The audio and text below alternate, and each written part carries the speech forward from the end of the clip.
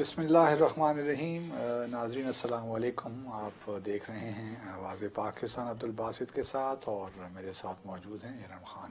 السلام علیکم جی ارم، آج تو بہت سے موضوعات ہیں میرے خیال میں، لیکن سب سے پہلے سر ہم بات کریں گے مسلم دنیا کی سب سے پہلی خاتون وزیر اعظم محترمہ بے نظیر بھٹو شہید کے بارے میں، اور اس کے ساتھ ہی ہمارا دوسرا ٹاپک جو ہے وہ زرتاج گل وزیر صاحبہ ہیں، جو کہ ہماری ابھی کے ماحولیاتی وزیر ہیں، اور انہوں نے کووڈ-19 کے بارے میں ایک بڑا انٹرسٹنگ بیان دیا ہے جو سوشل میڈیا پہ گردش کر رہا ہے، اس کے بارے میں بات کریں گے، اور ساتھ ہی شوگر مافیا کے بارے میں بھی کہ اب نیب آگے کیا کرنے جا رہا ہے۔ سر سب سے پہلے میرے خیال میں محترمہ بے نظیر بھٹو کا ٹاپک۔ محترمہ بے نظیر بھٹو صاحبہ پہ بات کرنے سے پہلے میں چاہتا ہوں کہ مختصراً بات کر لوں، یہ جو جان بولٹن کی کتاب آئی ہے، جی دا روم ویئر اٹ ہیپنڈ، یہ آپ جانتی ہیں کہ پریزیڈنٹ ٹرمپ کے 4 سالہ دور جو ان کا ختم ہوگا جنوری اگلے سال، اس میں یہ تیسرے نیشنل سیکورٹی ایڈوائزر تھے۔ 2 کو تو پہلے وہ نکال چکے، انہوں نے بھی پھر ریزائن کیا یا نکالا گیا، بھارت جو کچھ بھی ہوا، اب چوتھے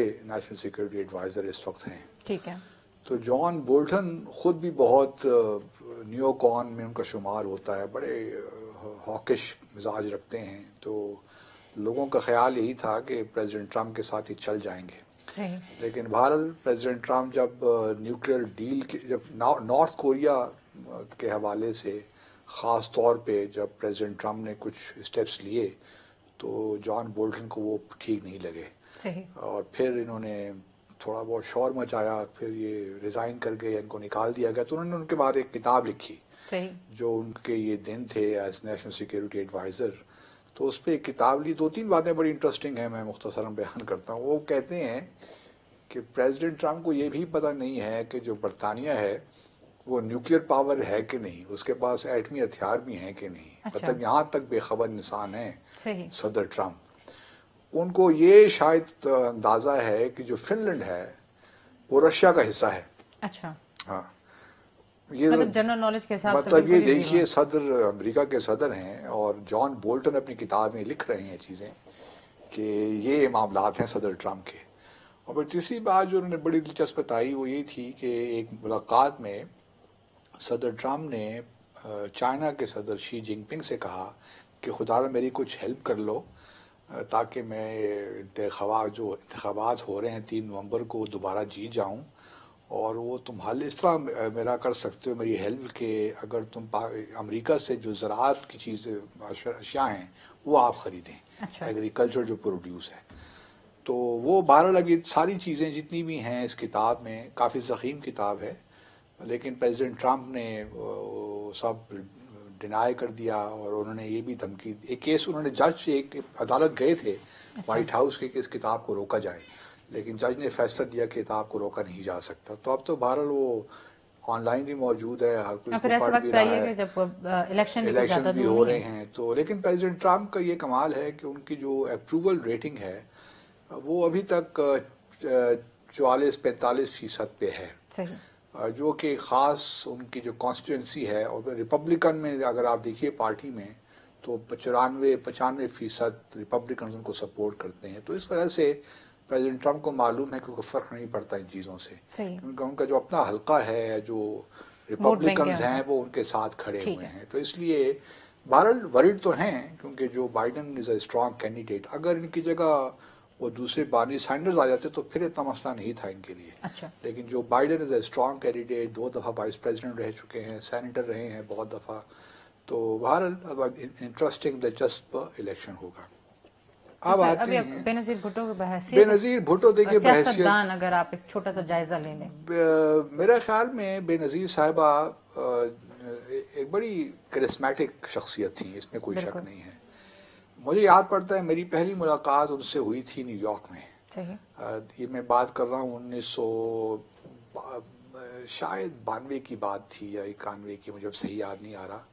ان کو ایک ایوارڈ ملنا تھا تو مجھے کہا گیا کہ میں جاؤں اور حکومت پاکستان کو ریپرزینٹ کروں، اچھا، کیونکہ یہ اس وقت اپوزیشن میں تھی، بٹ یہ تھی کہ اپوزیشن لیڈر تھیں، تو اس حیثیت سے مجھے کہا گیا کہ میں اس تقریب میں شامل ہوں۔ تو میں وہاں گیا تو ان سے سلام دعا ہوئی، تو میری پہلی ملاقات تھی، اور پہلی ملاقات میں کافی امپریسو، دیکھنے میں بھی جس طرح وہ اپنے آپ کو جس طرح لباس پہنتی تھیں بڑے اچھے سلیقے سے، تہذیب کے ساتھ اور بڑی مشرقی ایک لحاظ سے، اور یہ تبدیلی آئی تھی کیونکہ پڑھی لکھی تو بڑی انگلینڈ میں تھیں، تو یہ جب والد کی شہادت کے بعد جب یہ ایکٹیو پالیٹکس میں آئی تو بڑی ٹرانسفارمیشن ہم نے ان میں اور دیکھی. اس سے پہلے ان پہ ان کی ذات پہ اس کو لے کے حملے بھی بہت ہوئے نا کہ وہ بہت لبرل ہیں. بہت لبرل تھیں، لیکن جب پاکستان میں پالیٹکس انہوں نے شروع کی تو پھر ہم نے دیکھا کبھی ان کے سر سے دوپٹہ نہیں اترتا تھا. بالکل. کم از کم پبلک میں جب بھی آتی تھیں دوپٹہ پہن کے اور شلوار قمیض میں ملبوس ہو کے، آخری جلسے تک ویسے آخری ہی جلسے تک ویسے ہی. تو ایک انہوں نے اپنا ایک جو ایک ڈگنیٹی تھا نا اس کو مینٹین کیا تھرو آؤٹ. بالکل.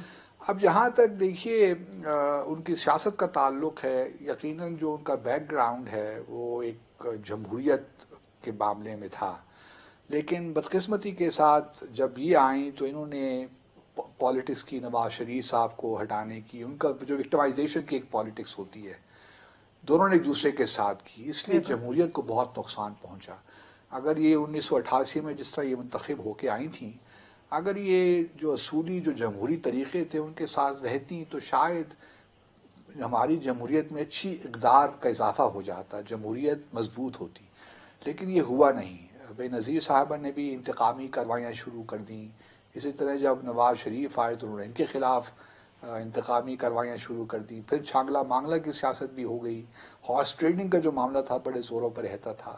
تو اس وجہ سے جو ہے ایک لحاظ سے میں سمجھتا ہوں کہ جو جمہوری اقدار ہیں وہ ان کے دور میں پنپ نہیں سکیں بدقسمتی کے ساتھ. اگر یہ کر لیتے دونوں جو جمہوری ہمارے خاندان تھے ایک طرح سے، دھائے خاندان تھے، تو یہ بڑا اچھا ہو جاتا. لیکن یہ بات اپنی جگہ حقیقت ہے کہ ان میں وہ کیپیسٹی تھی. ذوالفقار علی بھٹو ان کے والد تو ایک ڈفرینٹ پیڈسٹل کیٹیگری کے تھے نا، ان کا تو بہت ہی اور لیول تھا. لیکن بے نظیر بھی چونکہ پڑھی لکھی خاتون تھیں تو میں سمجھتا ہوں کہ ان میں بھی وہی ایک تھا، کیرزما تھا. اگر ان کو وقت ملتا یہ اپنے آپ کو بہتر کرتی، لیکن بدقسمتی کے ساتھ ان کو قتل کر دیا گیا، شہید کر دیا گیا، جس کی وجہ سے وقت سے پہلے ہم خیر وقت تو اللہ ہر کا معین ہی ہے، لیکن بہرحال پاکستان کی سیاست میں ان کا بڑا زبردست کردار بعد میں ہو سکتا تھا. کیونکہ جب انہوں نے نواز شریف کے ساتھ میثاق جمہوریت دستخط کیے تو اس کے بعد انہوں نے فیصلہ کیا کہ اب ہم نے ایک دوسرے کی ٹانگ نہیں کھینچی بلکہ جمہوریت کو مضبوط کرنا ہے. اب ان کی شہادت کے بعد اب زرداری صاحب آ گئے. زرداری صاحب کا معاملہ بالکل ڈفرینٹ تھا، چونکہ کچھ رومرز کے مطابق ان کی شہادت سے پہلے ہی تقریباً سیپریشن ہو چکی تھی ان دونوں کے درمیان. اور لیکن انہوں نے اپنے بچوں کی تعلیم و تربیت میں خود بہت دلچسپی لی. ابھی بھی آپ دیکھیے تو بہت سی ویڈیوز آپ کو نظر آ جاتی ہیں. جہاں تک پالیسیز کا تعلق ہے میں سمجھتا ہوں کہ ایک چونکہ پہلی مسلم خاتون وزیر اعظم تھیں تو دنیا میں ایک بڑا نام ان کا ہوا اور دنیا چاہتی تھی کہ وہ آئیں وزٹس کریں. تو بڑے دورے بھی انہوں نے کیے، امریکہ بھی گئیں اور UN نے بھی خطاب کیا. تو اس حوالے سے ایک بڑا دنیا میں ان کا نام تھا. تو پاکستان کا بھی وقار اس حوالے سے بلند ہوا. لیکن یہ ان کا جو پہلا دور تھا 88 سے لے کر 1991 تک، وہ میں سمجھتا ہوں کہ پہلا دور اس حوالے سے بہتر تھا. لیکن چونکہ اس وقت ہمارے کانسٹیٹیوشن میں 58B کی فیک تھی، جس کی وجہ سے ایک تلوار لٹکتی رہتی تھی پرائم منسٹر پہ کہ اس کو ابھی ہٹایا ابھی ہٹایا. اور وہ جو پالیٹکس تھی، صدر بہت پاورفل تھا. صدر کسی بھی بہانے سے یا کوئی بھی پریٹیکسٹ کر کے اسمبلی کو ڈیسالو کر کے فارغ کر کے گھر بھیج دیا. تو ہماری پالیٹکس چونکہ ایک طویل عرصے میں ہم ڈکٹیٹرشپ میں رہے 1977 سے 1988 تک. تو اس وجہ سے ہماری ساری جو جمہوری روایتیں تھیں وہ آبویسلی ان کو بڑا ایک قسم کا ان میں بڑی ایک انحطاط آیا. اور اس سے ریکور کرنا اب ان کے لیے ایک بڑا چیلنج تھا بے نظیر صاحبہ کے لیے. لیکن بہرحال اوور آل میں سمجھتا ہوں کہ بے نظیر صاحبہ انٹلیکچولی ویری ساؤنڈ، ان کی پریزنس فیل ہوتی تھی جب وہ کسی جگہ جاتی تھیں. بڑی زبردست پرسنالٹی، لمبا قد اور مطلب ایک جو ایک امپریشن چھوڑتی تھی، امپریشن، جہاں لاسٹنگ امپریشن آپ کے ذہنوں میں رہ جاتا تھا. اور بہادر دلیر خاتون، یہ بھی ان کا ایک خاصہ تھا. تو سیاستدانوں کو لے کے ہم جو عوام ہے وہ کیا جذباتی جو ایک مطلب آپ کا رشتہ قائم ہو جاتا ہے اس کے ساتھ، پھر آپ اپنے جو بھی آپ کا لیڈر ہے اس کے خلاف آپ کسی کی کوئی جائز بات بھی برداشت نہیں کرتے، تو یہ رویہ کس حد تک درست ہے؟ یہ تو درست نہیں ہے، کیونکہ دیکھیں میں ذاتی طور پہ آپ کو پتہ ہی ہے، ہم بھی یہاں بیٹھ کے باتیں، میں تو موروثی سیاست کے بڑے خلاف ہوں بنیادی طور پہ. بالکل. اگر کوئی مثال کے طور پر اگر ان کے بیٹے کو لے لیجئے بلاول زرداری صاحب کو، میں نہیں سمجھتا کہ ان کا یہ حق بنتا ہے کہ وہ 32-35 سال کی عمر میں وزیر اعظم بن جائے. نہیں، وزیر اعظم تو آئینی طور پہ نہیں بن سکتے، لیکن وہ آ کے پارٹی کو لیڈ کریں، ان کے چیئر پرسن بن جائیں. یہ کہاں کا ہے، نہ ان کا کوئی تجربہ ہے پاکستان. پہلے نیچے سے اٹھیں. سر دنیا باہر مغربی دنیا میں ہوتا ہے، آپ پہلے جو لوکل الیکشنز ہیں کونسل بنتے ہیں، پھر کونسل سے آپ آتے ہیں اوپر، پھر آہستہ آہستہ تجربہ گین کرتے یہاں تو کرتے ڈائریکٹ ہی آپ ایم این اے یہاں تو بن جاتے ہیں. ڈائریکٹ آپ ایم این اے بن جاتے ہیں اور ڈائریکٹ پرائم منسٹر بننے کی کوشش کرتے ہیں. یہی حساب بنصیر صاحبہ کا بھی تھا. ٹھیک ہے. وہ بھی موروثی سیاست شہید بھٹو کا نعرہ لے کر آئی تھی نا. بالکل. لیکن وہ یہ تھا کہ جس طرح نہرو نے اندرا گاندھی کو گروم کیا تھا نا، اسی طرح ذوالفقار علی بھٹو صاحب نے بھی بے نظیر صاحب کو گروم کیا. صحیح. وہ بہت سی جگہ ان کو لے کر بھی ساتھ جاتے تھے، باہر اپنے دوروں میں بھی ساتھ ان کو رکھتے تھے، کیونکہ ان کو پتا تھا کہ یہی ان کو ریپلیس کر سکتی ہیں. صحیح. شاید جو ان کی بیٹے تھے، نرینا جو اولاد تھی، ان پہ اتنا اعتماد نہیں تھا. جس طرح سے ابھی اگر ہم دیکھا جائے تو نواز شریف صاحب اپنی بیٹی پہ بہت زیادہ تکیہ کرتے ہیں، اعتماد کرتے ہیں. اسی طرح میں سمجھتا ہوں کہ زرداری صاحب بھی بلاول کی بجائے آصفہ پہ زیادہ ان کا ایمفیسس ہوتا ہے. صحیح. لیکن ابھی وہ ان کو ساتھ شاید وہ لانا نہیں چاہتے. ان کا خیال یہ ہے کہ Asifa in the longer term will be more charismatic like her mother. اچھا. تو وہ زیادہ سوٹیبل رہیں گی.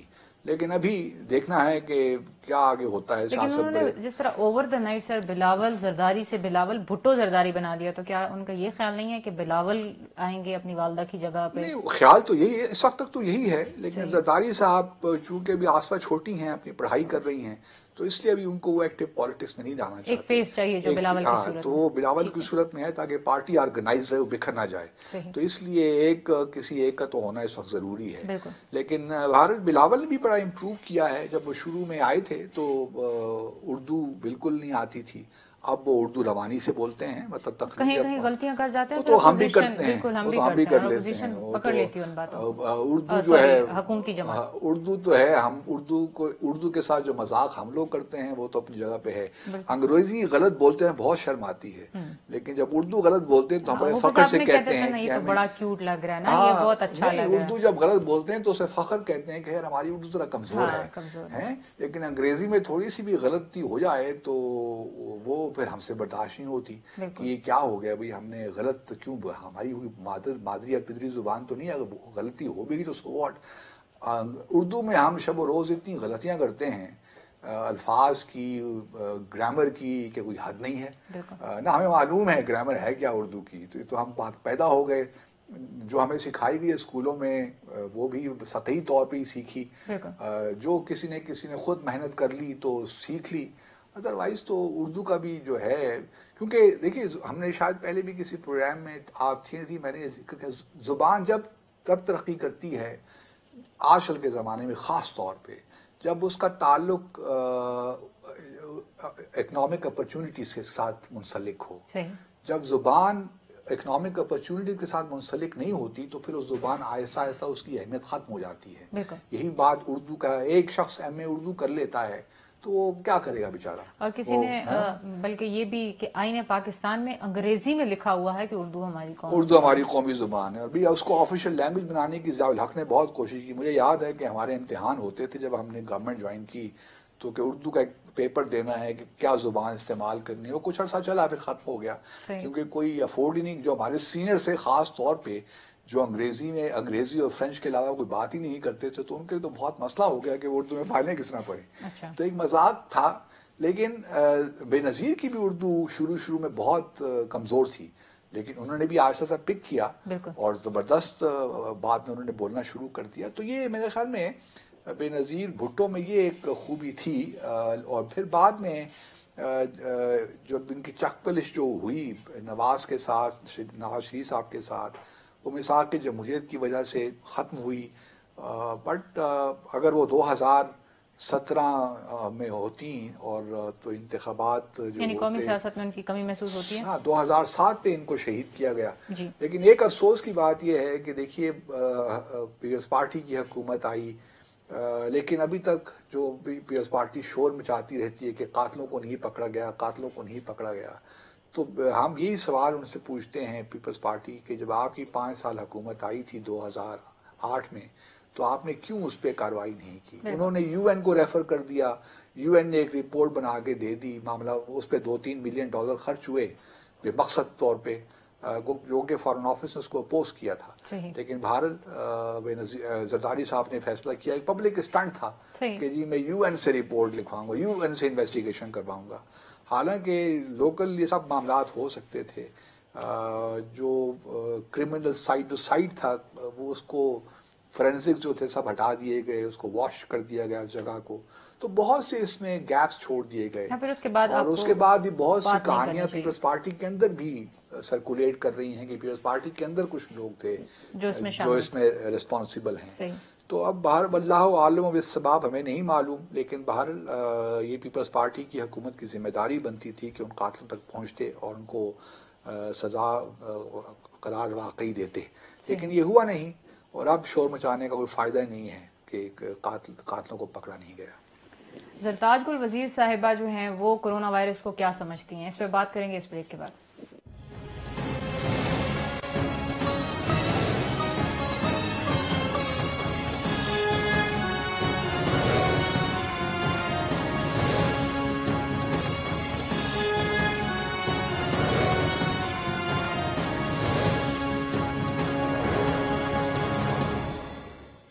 ویلکم بیک ناظرین. بات کر رہے تھے ہم کووڈ-19 کے اس 19 پوائنٹ کے بارے میں جن کی وضاحت کی ہے زرتاج گل وزیر صاحب نے. سر جی 19 پوائنٹ ہیں. تو دیکھ لیں پہلے ان کا کلپ ہے ہمارے پاس ایک کلپ ہے، وہ ہم دیکھتے ہیں تاکہ جن لوگوں نے نہیں دیکھا وہ بھی دیکھ لیں.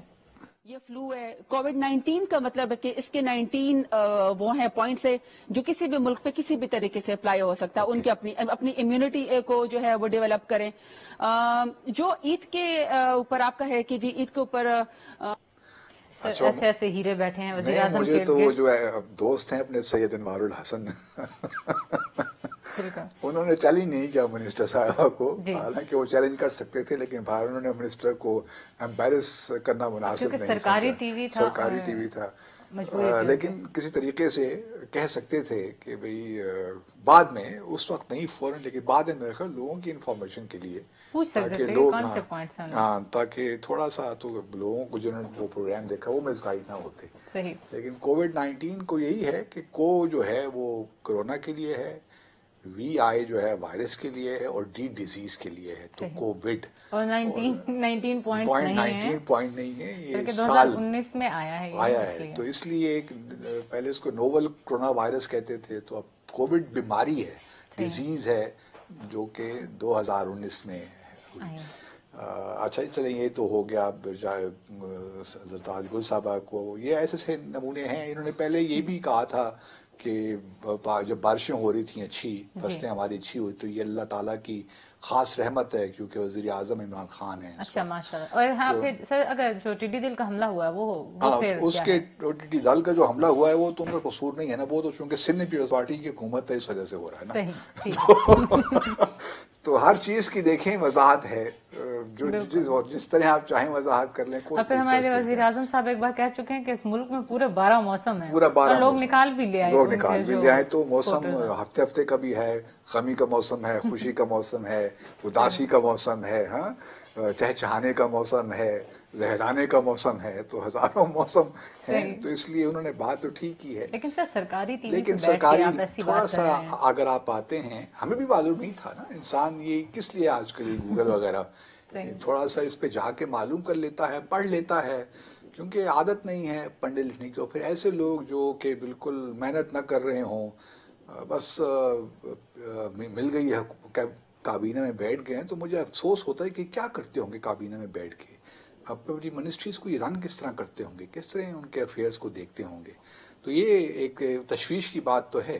لیکن ہم کیا کر سکتے ہیں؟ بہرحال حکومت لوگوں نے ان کو الیکٹ کیا ہے لوگوں کو دفاع کر رہے ہیں اور وزیر اعظم صاحب نے ان کو وزیر بنایا، تو کوئی بات تو ہوگی، کچھ تو دیکھا ہوگا ان لوگوں میں جن کو یہ بنایا ہے کابینہ کا ممبر۔ بہرحال جس طرح ہمارے فواد صاحب ہیں، وہ فواد چودھری صاحب نے بڑی زبردست بات آج کی ہے، میں آج ان کی بات سے بڑا خوش ہوا ہوں کہ جو سورج گرہن ہے اس سے جو اب یہ ہے کہ توہمات جو ہیں، سائنس نے ترقی کر لی ہے کہ اب جو یہ توہمات جو ہیں یہ اب آہستہ آہستہ ختم ہو رہے ہیں۔ ٹھیک بات کی ہے، لیکن میں نے ان کو پھر ٹویٹ کا جواب ان کو دیا ہے کہ آپ اپنے ارد گرد کائنڈلی دیکھیے تو آپ کو اتنے پیر اور پیریاں نظر آ جائیں گی کہ اور اتنے توہمات میں گھرے ہوئے لوگ نظر آ جائیں گے کہ آپ خود حیران ہو جائیں گے۔ اپنی کابینہ میں لوگ بال کاٹ کاٹ وہی میں کہہ رہا ہوں کہ ہم لوگوں بھی دکھایا تھا، اوپر سے لے کر نیچے تک بہت سی چیزیں ہیں، اب کہنے کی ضرورت ہمیں نہیں ہے، لوگوں کو علم ہے۔ تو ابھی پاکستان میں جو توہمات کا معاملہ ہے، دیکھیں یہ بھی ایک سائنس، بھی ایک علم تو ہے۔ سر انہوں نے ایک اور جنگ بھی چڑھی، شاید وہ ٹویٹ آپ کی نظر سے نہیں گزری، جس میں انہوں نے یہ کہا ہے کہ آج علماء جو ہیں وہ سورج کو نیکڈ آئی سے دیکھنے کی کوشش نہیں کریں گے، نہیں کر رہے۔ مطلب علماء کے ساتھ ان کی جنگ ہے ہی یہ غلط ہے، علماء کا اپنا ایک مقام ہے، ان کو دینا چاہیے۔ آپ ان سے مطلب کسی چیز پہ اختلاف کر سکتے ہیں، کوئی بھی حرف آخر نہیں ہے۔ آپ بڑے سے بڑے عالم کی رائے سے اختلاف کر سکتے ہیں، یہ آپ کا حق ہے۔ اگر آپ بنا استدلال کیا ہے آپ کا، کیا آپ کے پاس دلائل ہیں، وہ آپ کو پھر بات جب کرنی ہو تو دلائل کے ساتھ کیجیے۔ یہ ویسے ہی اختلاف برائے اختلاف کرنا یہ تو کسی کو بھی زیب نہیں دیتا، لیکن جو ہے یہ فواد چودھری صاحب نے ٹھان لی ہے کہ انہوں نے علماء کو، بہرحال دوسری طرف کل مفتی محمد نعیم صاحب کا انتقال ہوا، اللہ تعالیٰ ان کو ان کے درجات بلند کرے۔ مفتی تھے، عالم تھے، بہرحال اللہ تعالیٰ، بہت سے لوگوں نے ان سے اختلاف بھی کیا بہت سی چیزوں پہ، لیکن اللہ تعالیٰ ان کے درجات بلند کرے۔ تھوڑی سی بات ہو جائے شوگر مافیا کے بارے میں۔ شوگر مافیا کا معاملہ بھی جو ہے، ایک دو باتیں اور بھی ہیں، جلدی جلدی کر لیتے ہیں کیونکہ اس ہفتے کا آخری پروگرام ہے۔ ایک تو شوگر مافیا کے بارے میں آپ کے علم ہے، کمیشن کی رپورٹ آئی تو پھر شوگر جو ہے ملز ایسوسی ایشن نے یہ اسٹے آرڈر لے لیا آئی ایس سی سے، کیونکہ پرائم منسٹر نے بڑے زور دے کر کہا کہ جو بھی اسٹے انوالوڈ ہے ان کو رگڑ دو، ایف آئی او کو بھجوا دیا، ادھر بھجوا دیا، ادھر بھجوا دیا، لیکن پھر اسلام آباد ہائی کورٹ نے اسٹے آرڈر دے لیا۔ اس کے بعد یہ معاملہ نیب کو بھی ریفر ہوا تھا تو کوئی کارروائی اس پہ نہیں ہوئی۔ تو اب کل جو ہیں ہمارے چیف جسٹس اسلام آباد ہائی کورٹ کے، انہوں نے کہا کہ جی یہ بالکل ٹھیک رپورٹ ہے اور اس پہ کارروائی شروع کریں آپ، اور یہ اب کارروائی ہوگی۔ اب نیب اس کو کس تک لے کر جاتی ہے، لیکن مسئلہ یہ ہے کہ جہانگیر خان ترین صاحب تو بیٹھ گئے لنڈن، یو کے چلے گئے ہیں، وہ چیک اپ نہیں، بیمار بھی چیک اپ کے لیے گئے ہیں۔ اب وہ چیک اپ میں بھی مطلب نواز شریف کو تو نومبر میں گئے تھے نا، وہ تو بیمار تھے تو اس لیے اتنا وقت لگ رہا ہے آنے میں، وہ پروسیجر بھی ہونا باقی ہے۔ ان کے چیک اپ میں بھی ماشاءاللہ مہینہ ہونے کو آ جائے گا، ٹھیک ہے نا جی۔ تو یہ بھی سمجھ نہیں آتی جو عمراء ہیں یہ کس طرح دیکھیے شوگر کا جہاں تک معاملہ ہے نا، یہ جہاں تک میری معلومات ہیں، یہ پولیٹیشنز جب انوالو ہوئے نا شوگر مافیا میں، یہ 1977 سے لے کر 1981 کے زمانے میں ہی ہوا۔ اس سے پہلے یہ ہارون فیملی جو کراچی میں جن کا یہ ڈان وغیرہ سب ہیں، یہ شوگر ان کی انڈسٹریز بھی تھیں۔ پھر پشاور صوبہ سرحد میں کچھ فیملیز تھیں جنہوں نے مردان شوگر ملز لگائی، پھر 410 شوگر ملز، یہ بھی سارے۔ لیکن جو مافیا شامل ہوا نا، یہ جب زرداریز، شریفز، یہ جب لوگ آئے اس طرح جو ہے چودھریز، انہوں نے جب آئے نا تو یہ سیاست اور شوگر مافیا پھر ایک ساتھ مل گیا۔ اب اس وجہ سے، اب مثال کے طور پر دیکھیں جب پاکستان بنا تھا تو میرے خیال میں صرف 2 شوگر ملز ہوا کرتی تھیں، شاید کراچی سندھ کے کئی علاقے میں، اور اس وقت ہماری ضروریات پوری کرتی تھیں۔ پھر یہ اب اس وقت تقریباً 80-90 شوگر ملز ہیں، اور اس میں بڑی اچھی شوگر ملز بھی ہیں جو انٹرنیشنل کوالٹی کی شوگر پیدا کرتی ہیں، وہ صرف ایکسپورٹ ہی ہوتی ہیں وہ۔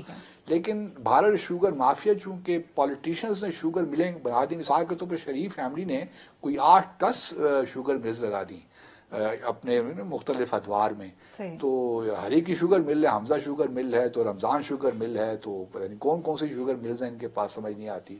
اس طرح زرداری صاحب نے 6 یا 7 شوگر ملز انہوں نے لگا دی۔ اور یہ جو ہیں شوگر ملز لگانے کا ان کا فائدہ یہ ہوتا ہے کہ ایک تو جو لوگ گنے کی کاشت کرتے ہیں ان سے یہ گنا خریدتے ہیں، تو ان کو یہ اوبلائج کرتے ہیں کچھ پیسہ زیادہ، تو وہ ان کے حلقے میں کانسٹیٹوئنسی میں ایک بن جاتی ہے، ووٹ بینک بن جاتا ہے۔ تو اس حوالے سے یہ شوگر کا ایک تعلق سیاست سے براہ راست ہوا بدقسمتی کے ساتھ۔ اور یہ ابھی دیکھیے نا جہانگیر ترین صاحب بھی اپنے دعوے کرتے ہیں کہ میں نے اپنے حلقے میں یہ کر دیا وہ کر دیا. تو یہ سیاست اور شوگر مافیا کا جو میل جول ہے بڑا خطرناک ہے. سر ابھی اور اس مافیا میں ایک اور بھی تو ٹرننگ پوائنٹ آ رہا ہے نا, جس طرح سے چودھری انوالو ہیں اور وہ حکومت کے اتحادی ہیں, اب ان کا بھی نام آ گیا ہے. مونس صاحب کہتے ہیں کہ جی میں تو صرف شیئر تھے, میں اونر نہیں ہوں اس کا. ٹھیک ہے. لیکن یہ شاید بیچ دی گئی تھی, مجھے صحیح نہیں معلوم. جس طرح زرداری صاحب نے اومنی گروپ کو دے دی تھی اپنی 1-2 ملیں کہ آپ اس کو رن کریں. اسی طرح یہ بھی کچھ چکر تھا, کچھ شوگر ملے جس سے مونس کے شیئرز ہیں وہ کہتے ہیں. اس طرح خسرو بختیار صاحب کا بھی یہی معاملہ ہے. رزاق داؤد صاحب چونکہ شوگر ایڈوائزری بورڈ کے ممبر تھے اور انہوں نے سب نے اجازت دی شوگر ایکسپورٹ کرنے کی جب پاکستان میں قلت ہو رہی تھی. بلکہ ابھی بھی ہائی کورٹ کے تو آرڈرز یہ ہیں نا کہ 70 روپے کلو ملے, لیکن ابھی تک 85-90 تک پہنچ گئی ہے. تو پاکستان میں مسائل یہی ہیں کہ جو شوگر مافیا ہے یہ جو ہے آگے کسی کو کام, کیونکہ پالیٹکس میں ہے نا یہ انفلوئنشل لوگ ہیں, اس لیے اللہ خیر کو ڈر ہے کہ اتحادی ٹوٹ جائیں گے اگر. لیکن اب تو پرائم منسٹر کو مطلب جواز مل گیا نا, اب اسلام آباد ہائی کورٹ ان کے پیچھے کھڑی ہے. تو اب وہ پوری میرے خیال میں ان کو بھرپور طریقے سے آپ کی کارروائی کرنی چاہیے. آپ کوئی ایف اینڈ بٹس نہیں ہونے چاہیے. اب جو ہے سو جو اتحادی جاتے رہیں, کیونکہ پہلے بھی مینگل صاحب تو چلے گئے ہیں, لیکن اگر کیونکہ کرپشن ایک امپورٹنٹ جو ایجنڈا تھا الیکشن کا پرائم منسٹر کا, وہ کرپشن ہی تھا. لیکن سر خسرو بختیار صاحب تو ہر پریس کانفرنس میں ساتھ بیٹھے ہوتے ہیں. اب اللہ کرے کہ مطلب ہم تو کہتے ہیں جو کمیشن میں ہے اس حساب سے کارروائی ہو, ہمارا کسی سے ذاتی انات تو ہے نہیں. جو کمیشن میں جو پھنستا ہے, چاہے وہ جہانگیر ترین ہے, جو بھی ہے معاملہ اس کو آگے کیجیے.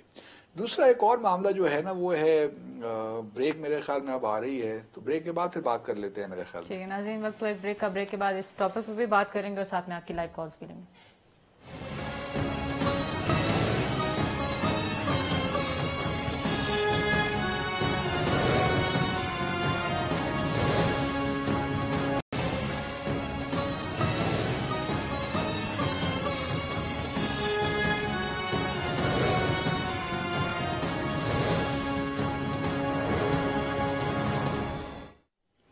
ویلکم بیک ناظرین. ایل او سی پہ آج کراس فائر ہوا ہے, اس کے بارے میں تھوڑی بات کر لیتے ہیں. سر بھارت اپنے اور چھت کھنڈوں سے باز نہیں آ رہا, اور ہم بھی اپنے اور چھت کھنڈوں سے باز نہیں آتے کہ جب بھی ہوتی ہے ایل او سی پہ اس قسم کی فائرنگ تو ہم ناظم الامور کو بلا لیتے ہیں اور احتجاج کر دیتے ہیں. احتجاج کرنا چاہیے, لیکن صرف اس پہ نہیں کہ سیز فائر کی جو انڈرسٹینڈنگ ہے اس کی وائلیشن ہے.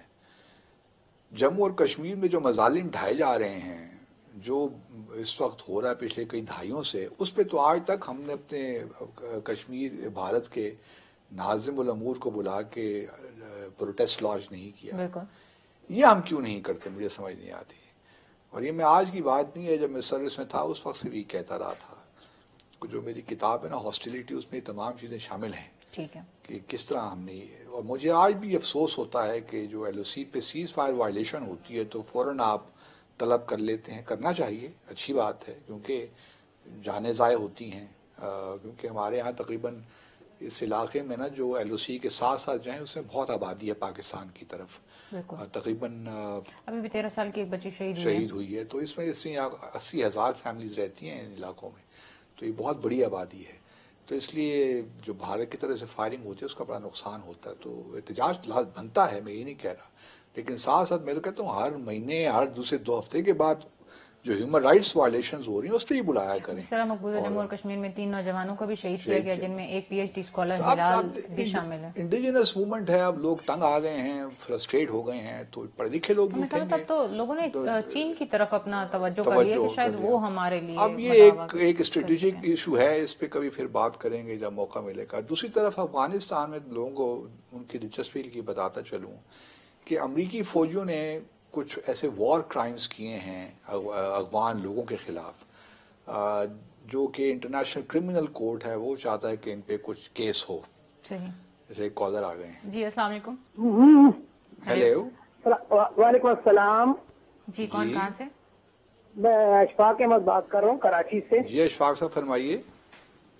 سر مجھے آپ سے کشمیر کے حوالے سے تھوڑی بات کرنی تھی. جی فرمائیے, کیا بات کرنا چاہتے ہیں؟ 1947 میں اگر آپ دیکھیں تو کشمیر میں معاملے میں انڈیا پاکستان کو فریق بھی تسلیم کرتا تھا اور حق خود ارادیت کو بھی تسلیم کرتا تھا, لیکن چند سالوں کے بعد اس نے جو ہے پاکستان کو اس کو ایک فریق کی حیثیت سے باہر نکال دیا اور کشمیریوں کے حق خود ارادیت سے بھی انکار کر دیا. تو اس کا مطلب ہے کہ اس کی گرفت جو ہے کشمیر پر مضبوط ہوئی. اب اسی طرح وقت گزرتا رہا تو وقت گزرنے کے ساتھ ساتھ اس کی گرفت مزید مضبوط ہوتی چلی گئی ہے. اس سے پھر اب کشمیر کے لوگوں کو, کچھ لوگوں کو اپنے ساتھ ملایا جو بھارتی نواز کشمیری کہلاتے تھے, لیکن بعد میں جب اس کی اور گرفت مضبوط ہوئی تو اس نے ان کو بھی دھتکار دیا اور اب ہوا ہے, لاک ڈاؤن کیا ہوا ہے, تو کشمیریوں کی جو مزید جو تھوڑی بہت ان کی معیشت تھی اس کو بھی تباہ کر نہیں دیا. تو آپ سوال کیا ہے اور کیا کہنا چاہتے ہیں؟ وہ تو سر وقت کے ساتھ ساتھ جیت رہا ہے, اور یہاں ہم لوگ شور مچا رہے ہیں کہ یہ تحریک آزادی بڑی تیز ہو گئی ہے, انڈیا ہارنے والا ہے اور انڈیا کشمیر چھوڑنے والا ہے. یہ ہم حقیقتوں کو تسلیم کیوں نہیں کرتے ہیں؟ آپ کا بنیادی پوائنٹ نقطہ یہ ہے کہ جی حقیقتیں شاید معروضی حقائق چینج ہو رہے ہیں مقبوضہ جموں اور کشمیر میں. اشفاق صاحب کی بات, اگر آپ جموں کی حد تک ہندوؤں میں رہیں تو ٹھیک ہے, لیکن میں ان کو بتاتا چلوں کہ جہاں تک چناب ویلی کا تعلق ہے وہاں کے مسلمان ہیں, تقریباً جموں ریجن میں بھی 27-28% مسلمان وہاں پہ ہیں, اور جو کشمیر ویلی ہے وہاں تو تقریباً 98% آبادی جو ہے مسلمانوں پہ ہے. تو میں ان کو یقین دلانا چاہتا ہوں کہ ایسی کوئی بات نہیں ہے کہ جو لوگ ہیں بھارت کے ساتھ ہیں. پھر لداخ میں بھی جو کارگل کا ایریا ہے جہاں مسلمانوں کی تعداد زیادہ ہے, 2 ڈویژنز ہیں نا, ایک لے اور ایک کارگل, تو کارگل میں مسلمانوں کی تعداد زیادہ ہے, وہاں بھی بھارت کے خلاف احتجاج ہوتے ہیں. اگر آپ سوچئے اشفاق صاحب کہ کسی قوم کو پچھلے آپ یوں کہہ لیجئے کہ 89 سے 90 سے ان کو مسلسل ان پہ سپریشن کیا جا رہا ہے, ان پہ کالے قوانین نافذ کیے ہوئے ہیں. 9 لاکھ فوجی اس وقت وہاں موجود ہیں صرف 8 ملین لوگوں کے لیے. ان کی ماں بہنوں کی عصمتوں کو نشانہ بنایا گیا ہے, ان کے جوان لوگوں کو اٹھایا گیا ہے ہزاروں کی تعداد میں, 1 بھی نہیں 2 بھی نہیں, اور تقریباً 3 سے 4 لاکھ, لوگ تو کہتے ہیں نا کہ 1 لاکھ, 3 سے 4 لاکھ لوگوں کو شہید اس وقت کر دیا گیا ہے. تو یہ کس طرح ہم کہہ سکتے ہیں کہ کشمیری جو ہیں وہ ان کے ساتھ ہیں؟ اگر آپ کشمیریوں کو تھوڑا موقع دیجیے نا تو پھر یہ بھارت کو پتہ چل جائے گا کہ کشمیری کہاں کھڑے ہیں. آج بھی دیکھیے برہان وانی کی جب شہادت ہوئی 8 جولائی 2016 کو, تو ان کے جنازے میں مطلب 4 سے 5 لاکھ افراد لوگ تھے, اور ایک وقت میں جنازہ پڑھایا نہیں جا سکتا تھا, تو ایک ہی دن میں کئی جنازے پڑھائے گئے اور پھر ان کو دفنایا گیا. تو اور پھر ابھی ریاض نائکو کی جو لاش ہے وہ تو حوالے ہی نہیں کی, جو حزب المجاہدین کے کمانڈر تھے. تو دیکھیں بھارت نے خوف کی فضا پیدا کر رکھی ہے. میں پہلے بھی یہ کہتا رہا ہوں کہ اگلے 30 سال میں بھی بھارت کشمیریوں کے دل و دماغ جیت نہیں سکتا, وہ وہاں کچھ بھی کر لے, کیونکہ ہر گھر میں کوئی نہ کوئی شہید ہو چکا ہے, ہر گھر میں کسی نہ کسی کے مظالم ڈھائے جا چکے ہیں. اس لیے یہ الگ بات ہے کہ پاکستان نے سفارتی سطح پہ جو ہمارا رویہ ہونا چاہیے تھا وہ نہیں تھا. ہم دنیا کو بتا نہیں سکے, ہماری ناکامی ہے, کشمیریوں کی نہیں. ہم آج تک دنیا کو یہ نہیں بتا سکے کہ وہ فریڈم فائٹرز ہیں یا ان کو ٹیررسٹ بھارت کہتا ہے دنیا. اب اوڑی کا اٹیک ہوا تو وہ بھی ٹیررزم ہو گیا. اب دیکھیے نا, ہم اپنے لوگوں کو مس گائیڈ بھی کرتے ہیں. آج میں ٹکٹ دیکھ رہا ہوں کہ OIC کا وزرائے خارجہ کا اجلاس ہو رہا ہے کل جدہ میں, ٹھیک ہے, جس میں کشمیر بات ہوگی. اب یہ وزرائے خارجہ کا اجلاس, اور اس میں کہا ہے کہ تمام وزرائے خارجہ شریک ہوں گے. اب ان کو حکومت کو یہ بتانا چاہیے کہ یہ وزرائے خارجہ کا اجلاس نہیں ہے OIC کا, یہ جو OIC کانٹیکٹ گروپ کا ہے اس کا اجلاس ہے, جس میں صرف 4 ممالک ہیں, 5 ممالک ہیں, ترکی ہے, سعودی عربیہ ہے, آذربائیجان ہے, نائجر اور پاکستان, 5 ممالک ہیں جن کا اجلاس ہو رہا ہے. تو یہ کہنا کہ OIC کا اجلاس ہو رہا ہے تو لوگوں کو مس گائیڈ کرتے ہیں. ہماری چونکہ سفارتکاری میں جان نہیں ہے, نہ ہم نے کوئی کمٹمنٹ شو کی ہے, خاص طور پہ 5 اگست کے بعد ایک عجیب سا تماشا ہے, کسی کو کچھ پتہ ہی نہیں ہے. ایک دن آپ نے 1 سال کے بعد, مطلب 1 سال کے بعد آپ نے وہ پارلیمنٹری کمیٹی کا چیئرمین بنایا, 5 مہینے کے بعد آپ نے اس کو تبدیل کر کے وزیر بنا دیا. یہ تو سیریسنس آف پرپز ہے آپ لوگوں کی. بالکل. تو یہ جو ہے نا دیکھیں اب چین کی تھوڑی سی زمین پہ آپ قبضہ کرتے ہیں تو وہ اپنی فوج لے کے گھس جاتے ہیں اور اپنا ایریا ہونا. دیکھیں یہی چاہیے. کشمیر جب اتنے مظالم ہوئے پہلے ہم سے غلطی ہوئی. جب ہم کلیم کرتے ہیں ہماری زمین ہے تو ہمیں سچویشن کو ایسکلیٹ کرنا چاہیے تھا 5 اگست کے فوراً بعد.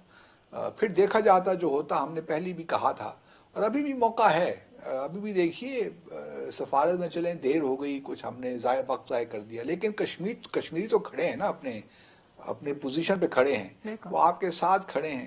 تو آپ کو چاہیے, میں یہ بھی مانتا ہوں کہ کرونا وائرس کی وجہ سے تھوڑا بہت پرابلمز بھی آ گئے ہیں. اس مثال کے طور پر آج کل ہیومن رائٹس کونسل کا اجلاس ہو رہا ہے جنیوا میں, وہاں ہمارے سفیر نے تقریر بھی کی ہے. تو اب تقریروں سے بات بہت آگے نکل چکی ہے. اور یہ جو گانے ریلیز کرتے ہیں نا کشمیر کے لیے, گانے بھی یہ بھی بس اب ختم کریں, آپ کچھ تھوڑا کام کریں. کال لے لیتے ہیں. جی السلام علیکم. جی السلام علیکم. جی وعلیکم السلام. پنڈی سے رخشندہ عرض کر رہی ہوں. جی جی جی آپ کا پروگرام میں دیکھتی رہتی ہوں. جی بھائی آپ اللہ پاک آپ کو زندگی دے اور عزت دے کہ آپ کشمیر کے بارے میں بات ہی کر رہے ہیں. ہمارے اپنے ملک میں کشمیر سے برا حال ہے, نہ بجلی نہ پانی, مہنگائی, بے روزگاری. اور اس حکومت کو لایا گیا تھا لوگوں کو, انہوں نے ظاہر ہے وہ تھے تو کیا ہیں نا ان کے صدقے. بالکل بالکل. جدھر بیٹھتے ہیں ان کا ایک ہی ہوتا ہے جی وہ انہوں نے اس طرح کیا, ہم نے اس طرح, انہوں نے سبسڈی دی, ہم نے اتنی دی. اور بھائی عقل کے اندھ ہو, پتہ نہیں ان کی نااہلیوں کے نتیجہ ہے کہ آج آپ لوگ جیسے بندے فیصل واڈا, عثمان ڈار, صداقت عباسی, ان جیسے لوگ ہمارے سربراہ بن کے بیٹھتے ہیں.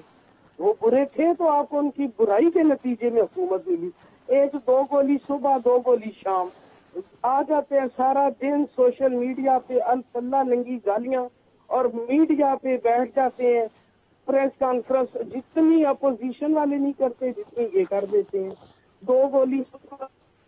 بالکل رخشندہ صاحبہ, سوری کیونکہ ہمارے پروگرام کا وقت ختم ہو گیا ہے, لیکن بات تو بالکل ٹھیک کہی ہے انہوں نے. بالکل ان کی نااہلی کی وجہ سے ایسے لوگ لیکن ہماری بھی نااہلیت ہماری بھی ہے کہ ہم, لیکن بہرحال اس بار تو لوگوں نے نیا تجربہ کیا نا. کم از کم 2 جو مین اسٹریم پارٹی سے اس کے ہٹ کے ایک نئی پارٹی کو ووٹ دیا. اس پارٹی نے کیا کیا کہ الیکٹیبل اٹھا لیے, الیکٹیبلز اٹھا لیے. اس نے وہی کام کیے جو پہلے پارٹیز کرتی رہیں, وہی چہرے, وہی سیاسی مفادات, وہی گٹھ جوڑ انڈسٹریلسٹ کا, فیوڈلز کا اور پولیٹیشینز کا. تھوڑی پرانی اور بس یہ ہے کہ جب تک یہ نہیں سسٹم نہیں بدلے گا نا, اب صدارتی سسٹم کی ضرورت ہو گئی ہے. کانسٹیٹیوشن میں تبدیلی آنی چاہیے, صدارتی نظام آنا چاہیے, تاکہ سیپریشن آف پاورز جو ہے نا یہ ایک دفعہ ہو جائے تو شاید معاملات آگے ٹھیک چل پڑے. ناظرین ہم امید کرتے ہیں آپ کو ہمارا آج کا پروگرام پسند آیا ہوگا. انشاءاللہ آپ سے نیکسٹ ویک ملاقات ہوگی. برائے مہربانی گھروں میں رہیں اور ایک دوسرے سے مناسب فاصلہ رکھیں. اللہ حافظ. پاکستان زندہ باد.